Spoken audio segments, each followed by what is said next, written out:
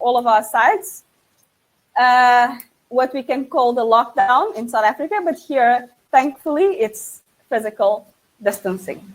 We know that we have been used the word social distancing, but the reality is that's not ideal. I think the ideal world is physical distancing because the most important thing in our lives is actually connection.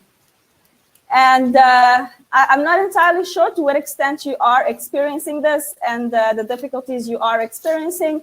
I can only share what I have been experiencing and what I've been experiencing with my clients too. And at this moment, the way that I'm feeling, I think that when the issue started, it was so sudden that the majority of people were mostly on panic mode and survival mode. And that survival mode and panic led to a lot of different behaviors, which were not helpful at all, but it's understandable because it's survival mode.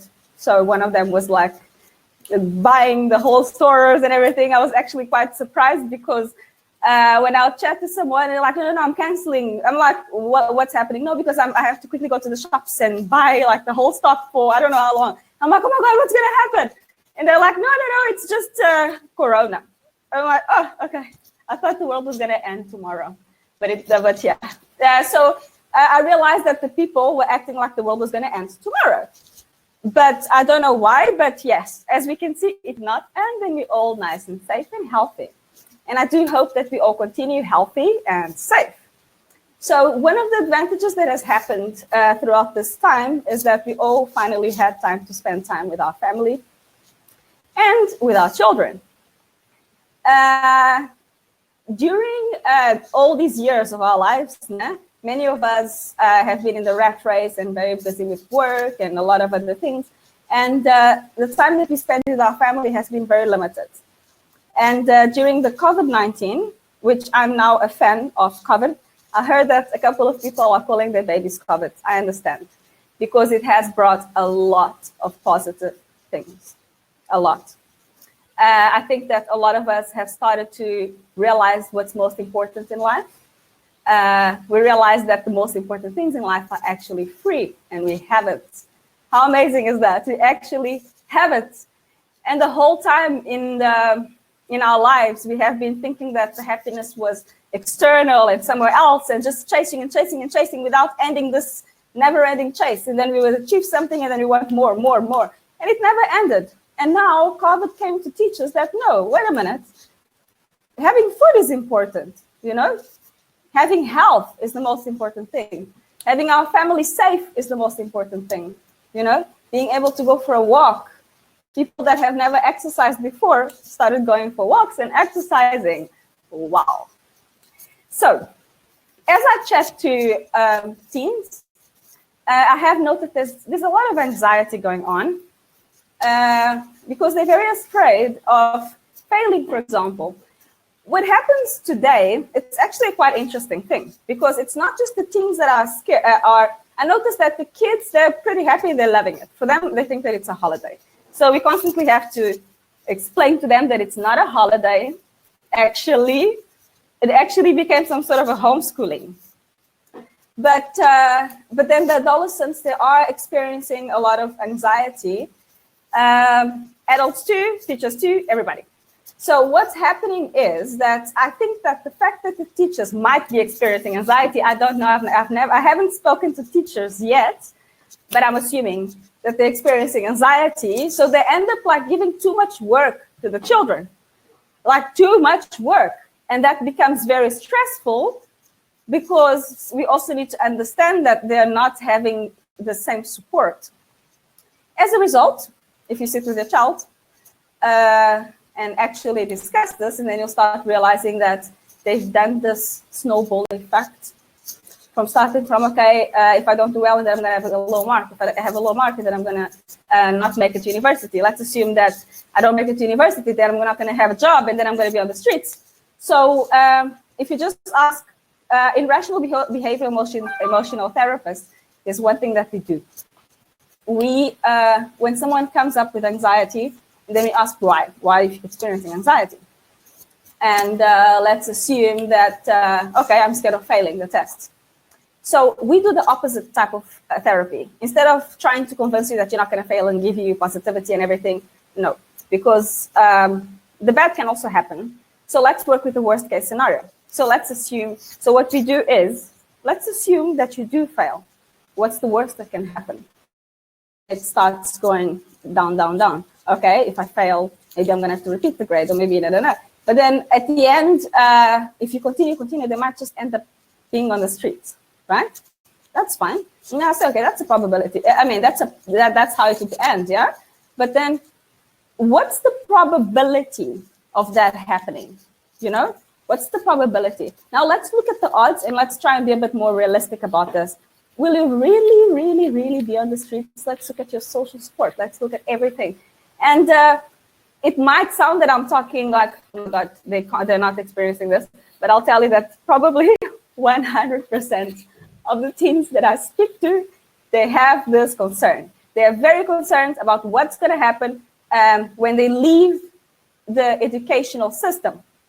They're highly concerned, and they go into, when they want to choose a course for university, let's assume, they go for a course that they're sure that they're not going to be on the streets because they're so scared.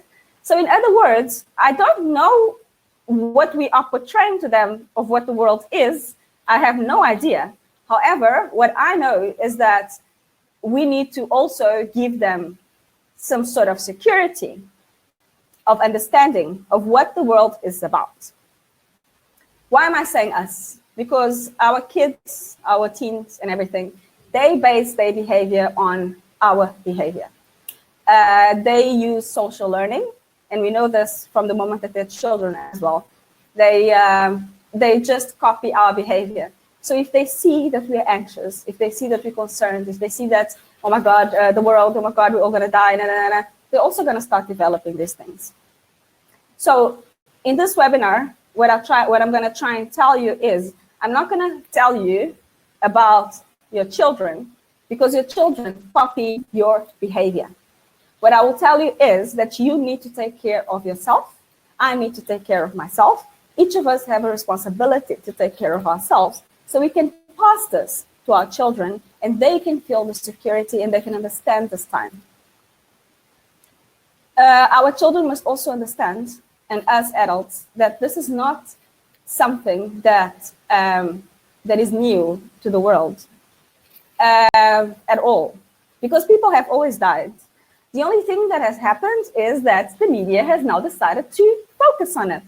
But I have always thought about that, for example, on a daily basis. But the thing is that people don't enjoy that topic at all. So that's the thing that changes. So now when we speak about death, all of a sudden everybody's in panic, as if, oh my God, we're all gonna die. What everybody needs to understand here is that we are gonna die anyways, with corona or without corona. So let's relax and actually now start what the thing that I have chosen to do and what I advise all of us to do as well, but I think we're all doing by now. It's some existential thinking, you know, trying to find and understand what are we doing here on this earth, what the path that we want. And we go to our children and they need to understand one thing. If they are closer to get to university, if they're at school, what they do today will determine what they will become at university, and as an adult as well, and university, of course. But what we do today is exactly, so think about it. What they need to understand is they must not stress, because there's nothing to stress about. What they need to do is just focus, but without anxiety, you know? And what they also need to understand is that whatever behavior that they're having, it will manifest. So the most important thing here is to also allow them to also get in touch with the exact same things as well, care about their well-being, because at the end of the day, with or without corona, the strongest are the ones that are going to survive. With or without corona, we need to take care of ourselves. And the most important thing that I have found here is the sense of connection.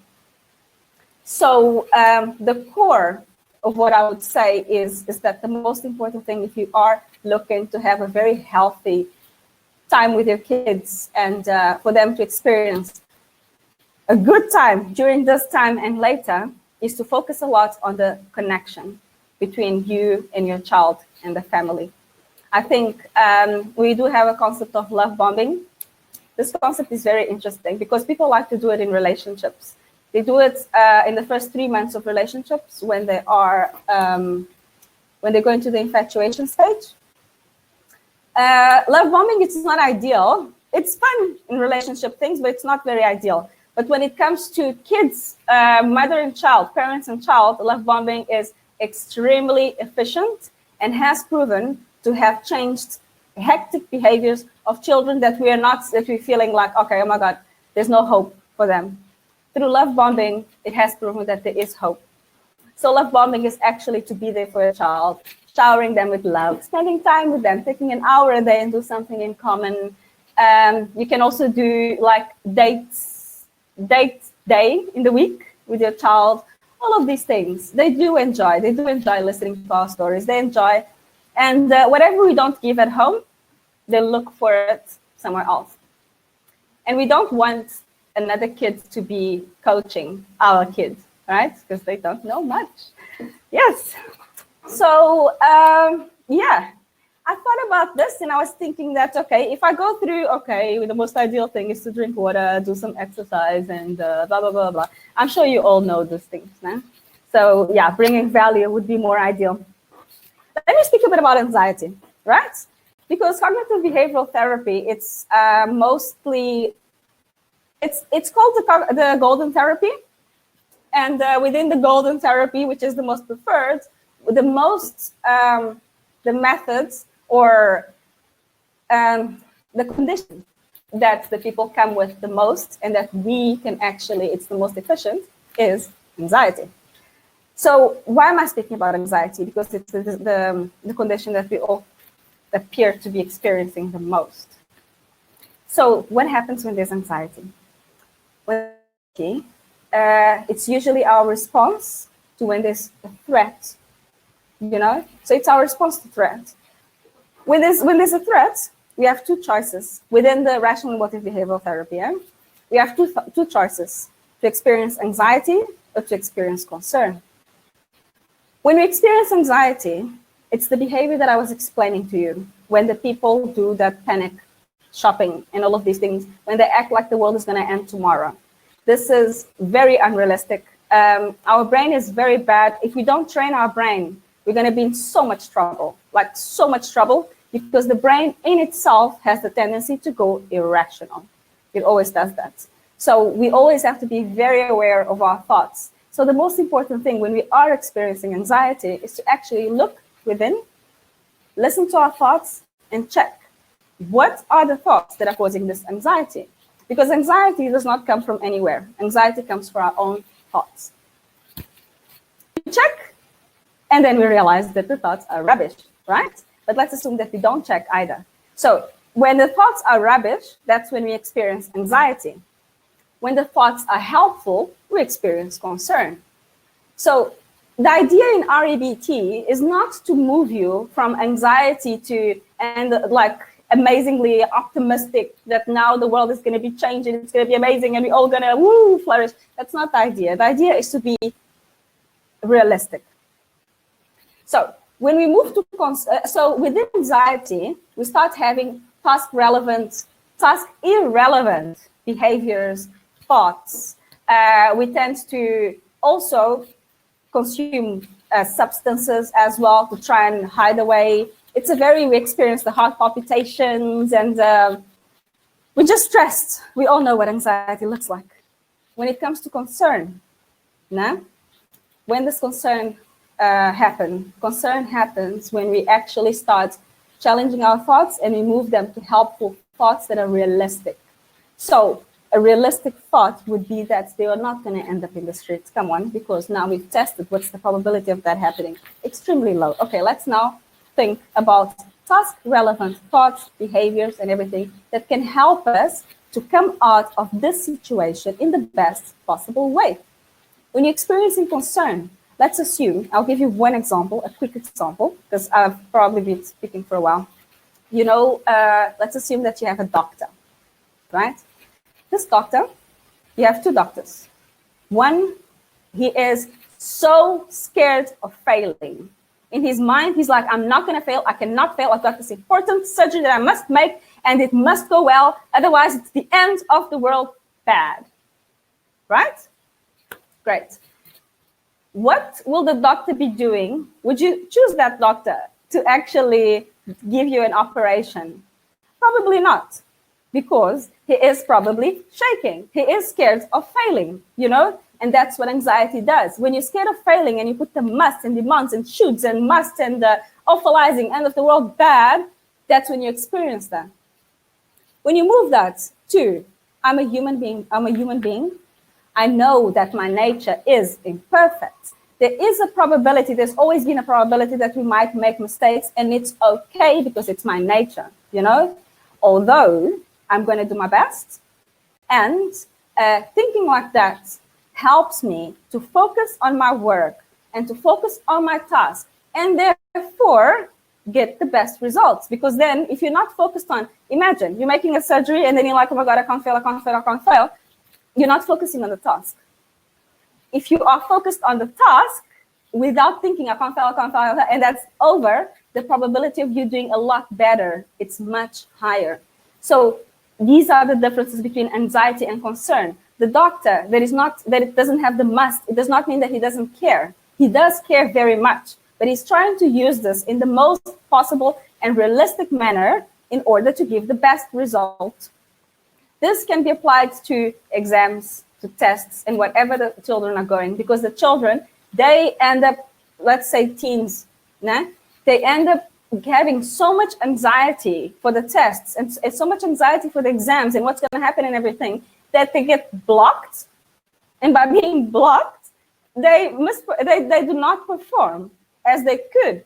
And many times they get so annoyed by, just finished it and now everything came to my mind, but why did it go away? It went away because you were anxious. So let's take away again. So my advice as a therapist at this time, to you as parents as well, we're all parents, would be to actually also try and work with them in that sense of trying to remove these anxiety things and work with ourselves too, so we don't pass the anxiety that we're experiencing to them. That's very easy to happen. One thing about teens and children, they don't tell you how they feel. They don't. As a therapist, I have to ask 100 questions, and I have to change the questioning, change, and then different occasions until I get the answer. They don't tell you, and they get into their mind zone and their fears and everything so easily, and you don't know. You think your child is fine. You ask them, are you fine? They're going to tell you yes. But the truth is, they have their thoughts. They're people, you know? And then you ask them, what are you thinking about? Nothing. But they're not thinking nothing. They are thinking things, but they don't share. So my advice is also try to push from them and try to watch their behavior. What do they speak about and everything? And try to just push until you get to their core and until you understand what's going on with them. And also it will help you to connect even more, because connection is definitely the most important thing at this stage. And yes, let's try and move from the idea of social distancing to physical distancing, to physical distancing, and keep each other in touch and keep each other speaking and connecting and everything. And as nature breathes, because nature needs to breathe for a while. And yes, guys, I think I've spoken quite a bit. I hope this was Sharlene, helpful. thank you.